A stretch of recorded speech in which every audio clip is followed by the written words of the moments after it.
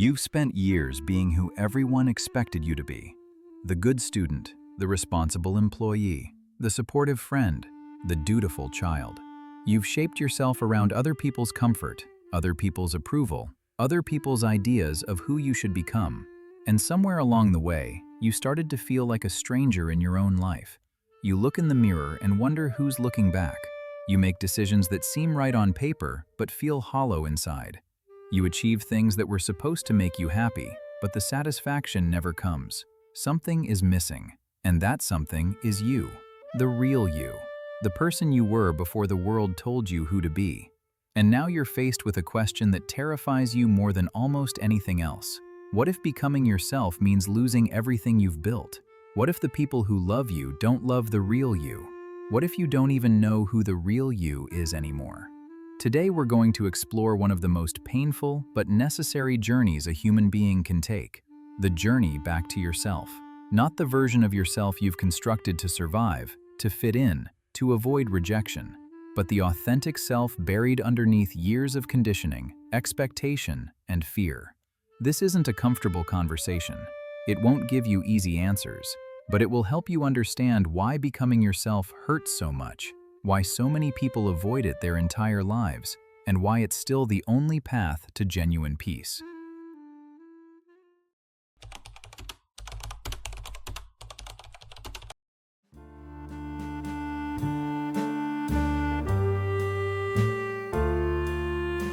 The pain starts with recognition, with the slow, creeping realization that the life you're living doesn't match the life you want to live, that the person you're pretending to be is exhausting you, that the mask you wear in public is getting heavier every year. Most people push this feeling down. They tell themselves they're being dramatic, ungrateful, selfish. They look at their job, their relationship, their achievements, and think, "I should be happy. What's wrong with me?" But nothing is wrong with you. What's wrong is that you've been living someone else's definition of success, someone else's vision of who you should be. And your authentic self, the part of you that knows what you actually need, what you actually value, what actually brings you alive, has been screaming at you in the only language it knows: discomfort, restlessness, a persistent sense that something fundamental is off. Psychologist Carl Rogers spent decades studying what he called congruence, the alignment between who you truly are and who you present yourself to be.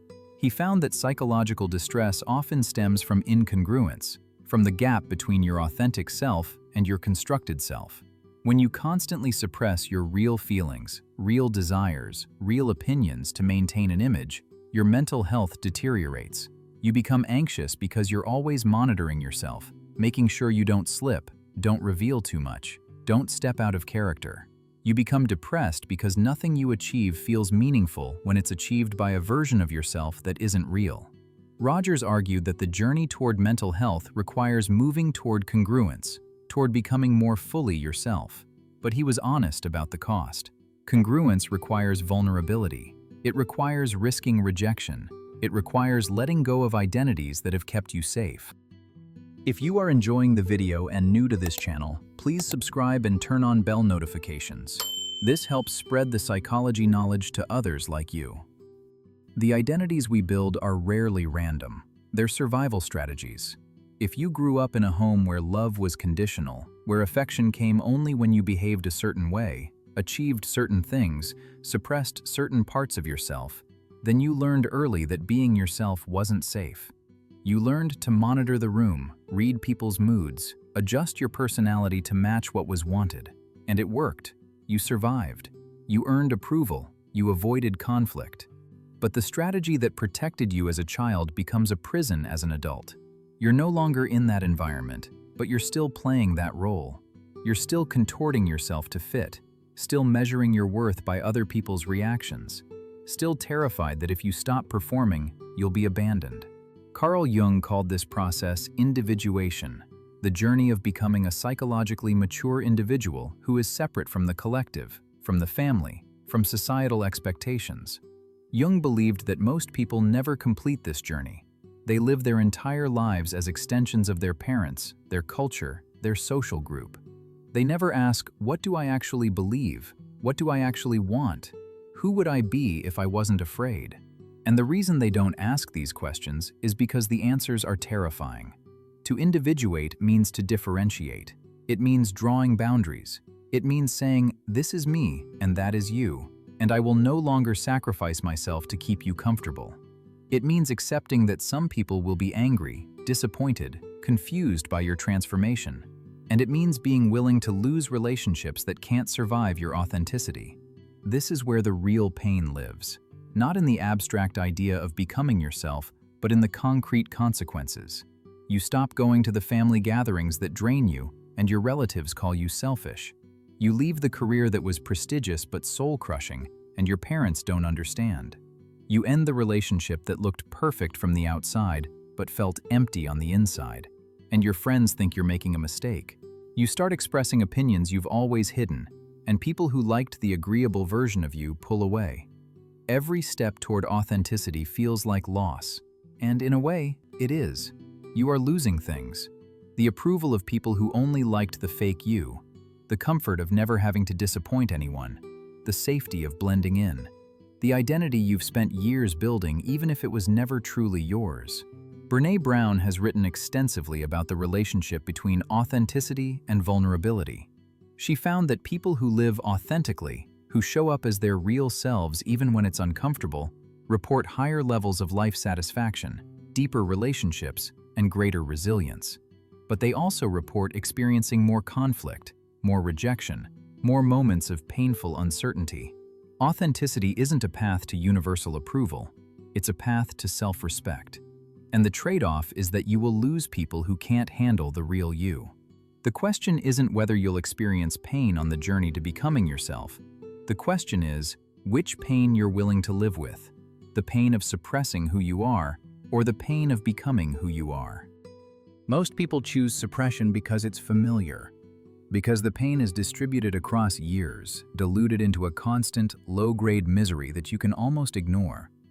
But the pain of transformation is acute, it's concentrated, it forces you to feel everything at once, the grief of letting go, the fear of the unknown, the anger at the years you wasted, the shame of admitting you've been lying to yourself and others. It's easier to stay in the prison you know than to walk through the fire of change. Until it isn't. Until the pain of staying becomes greater than the pain of leaving. Until you realize that you're not actually living, you're just existing. Going through motions, checking boxes, waiting for a permission that will never come. The fear that stops most people isn't actually fear of failure. It's fear of success, fear that if you become yourself, if you pursue what you actually want, you might succeed and then have no excuses left, no one to blame, no safety net of what if I had tried. You'll have to own your life completely, own your choices, own your consequences, own your happiness or lack of it. And that level of responsibility, that complete authorship of your own existence is terrifying. It's easier to stay small, stay safe, stay in the role everyone expects, and spend your life wondering what could have been. At least then you have the fantasy, the possibility that somewhere in an alternate universe, a braver version of you is living the life you actually wanted. Viktor Frankl wrote about the search for meaning as the central human motivation. He observed that people who had a strong sense of purpose, who knew why they were enduring suffering, could survive almost unimaginable hardship. But people who had lost their sense of meaning, their sense of self, often gave up even when conditions improved. Frankl argued that modern society creates a different kind of suffering, not the suffering of extreme deprivation, but the suffering of meaninglessness. We have material comfort but spiritual emptiness. We have options but no direction. We're free to be anyone, which somehow makes it harder to figure out who we actually are. And in the absence of external constraints, the only thing left to guide us is the quiet voice of our authentic self. But we've been trained to ignore that voice, to distrust it, to override it with logic, obligation, fear. The process of becoming yourself requires learning to listen to that voice again, to trust your own feelings, your own instincts, your own sense of what's right for you, even when it contradicts what others think you should do. This is harder than it sounds, because that voice has been buried for so long, you might not recognize it at first. You might confuse it with impulse, rebellion, selfishness. You might need help distinguishing between the authentic self that wants to grow and the wounded self that wants to destroy. Therapy, journaling, meditation, long walks alone, these practices create space for the real you to emerge. They quiet the external noise and internal criticism long enough for you to hear what's underneath. Abraham Maslow introduced the concept of self-actualization, the process of realizing your full potential, becoming the person you're capable of being. He placed it at the top of his hierarchy of needs, suggesting that you can't reach self-actualization until your more basic needs are met.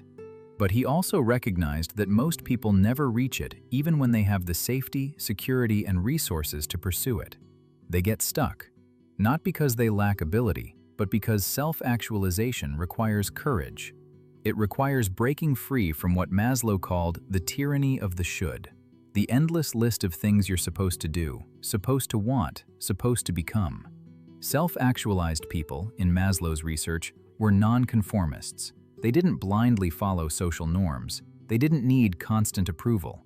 They were guided by internal values rather than external validation, and they paid a price for that independence. They were often misunderstood, sometimes lonely, frequently at odds with conventional society.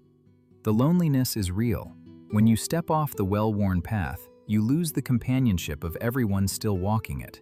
You can't participate in the same conversations, share the same concerns, bond over the same frustrations.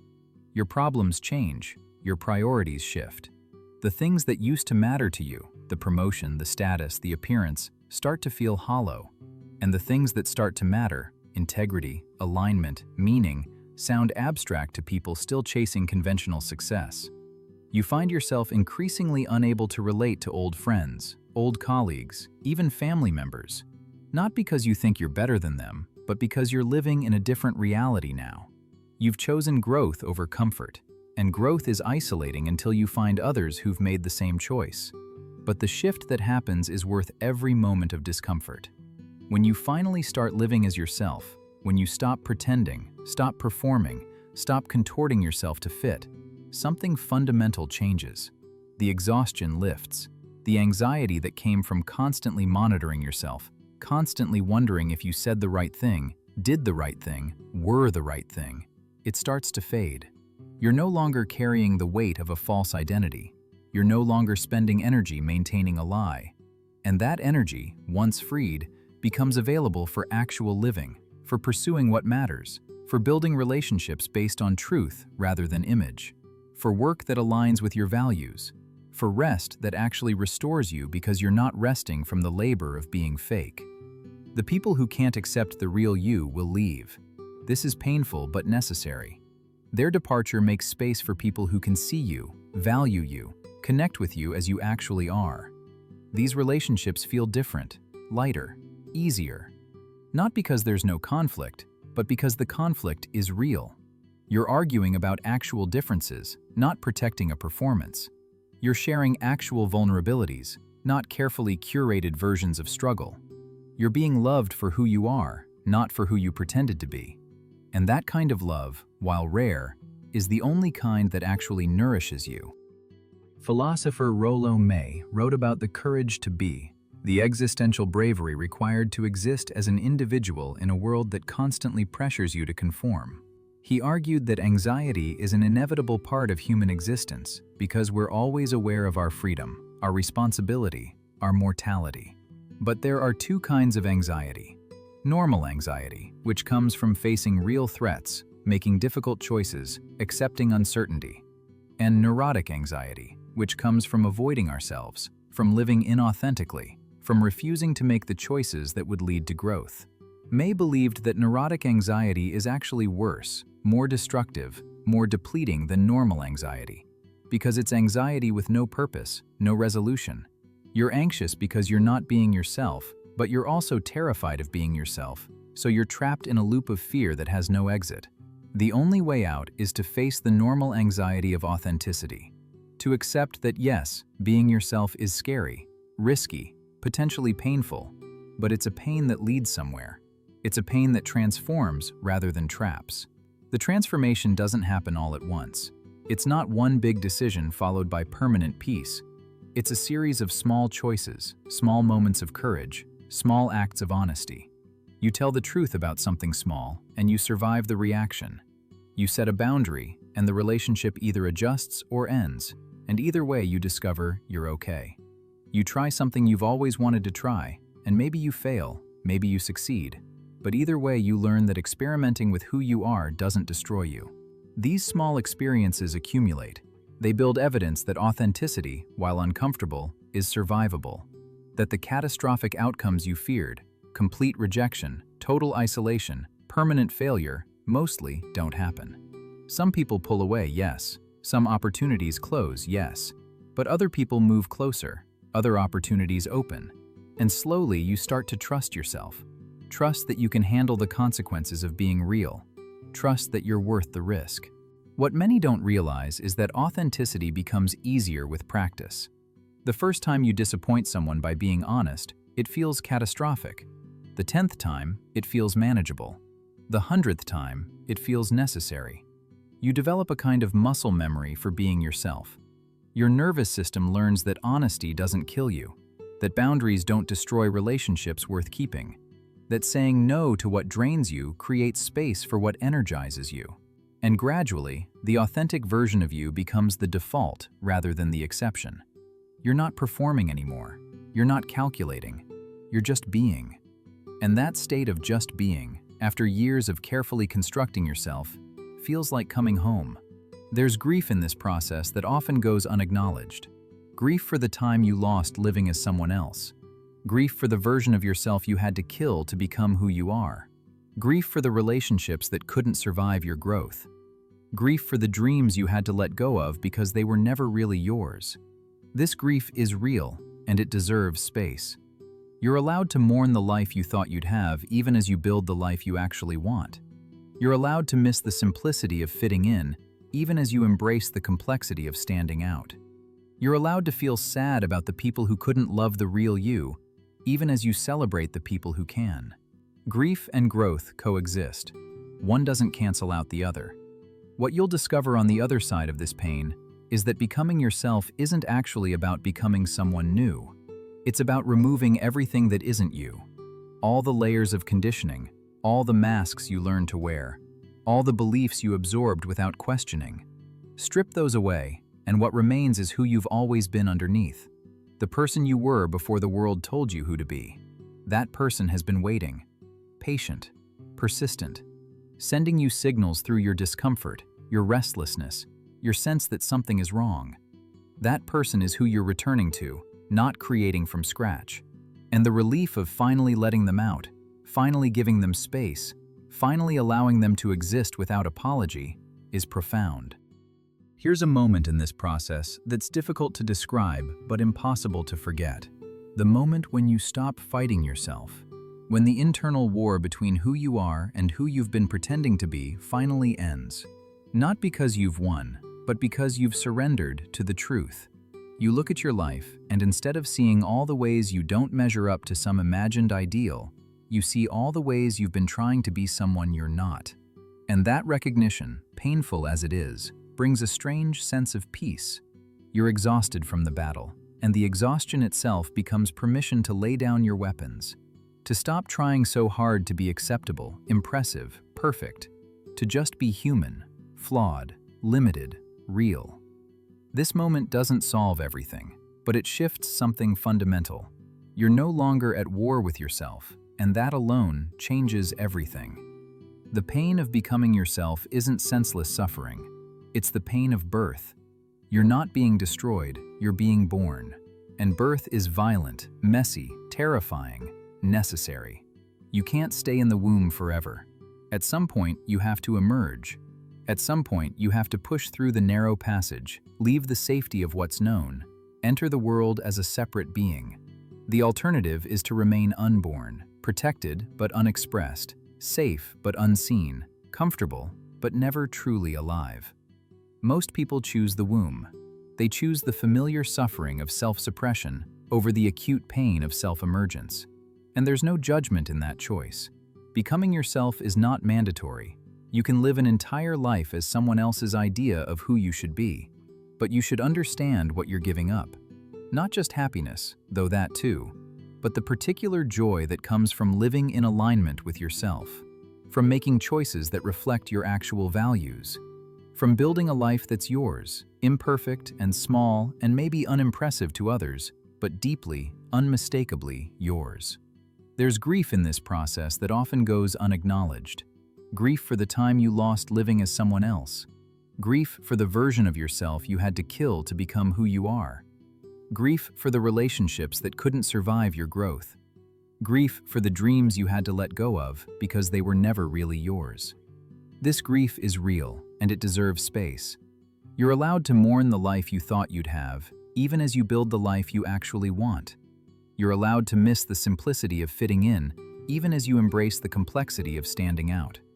You're allowed to feel sad about the people who couldn't love the real you, even as you celebrate the people who can.